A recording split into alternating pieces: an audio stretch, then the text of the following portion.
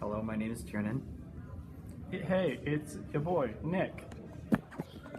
And it's me, Olivia. And this star-studded cast is going to present the sliding filament theory on the microscopic and macroscopic scale, so stay tuned. So on a macro scale, we're going to see Tiernan representing the motor neuron let go of Nick, the calcium, who attaches himself to Catherine, the troponine.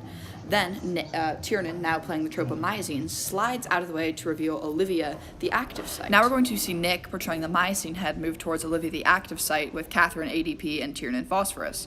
As he gets closer, he's going to power stroke the active site and wait until Catherine, now the ATP, comes and reattaches itself to the myosin head.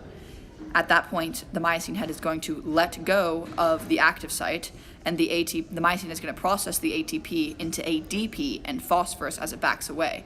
When it processes this, it opens its arms back up and cocks back to clamp onto another active site. Now we're going to see that the motor neuron wants to stop contracting the muscles, so it's going to stop the calcium from continuing to reach the active sites. In doing so, what's going to happen is the tropomyosin is going to take the troponin and slide back in front of the active site, making it impossible for any calcium remaining to reach the active site and continue contracting the muscles.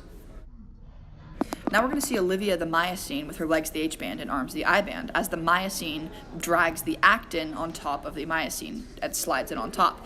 At that point, the H and I-bands are going to contract as the M-line begins to disappear because there's no longer a place with just the myosin. When this happens, the muscle is going to contract. Thank you guys so much for watching. Like, comment, and subscribe. Remember to find us on Instagram and Twitter, link down in the description. We'll see you guys on the next time. Bye!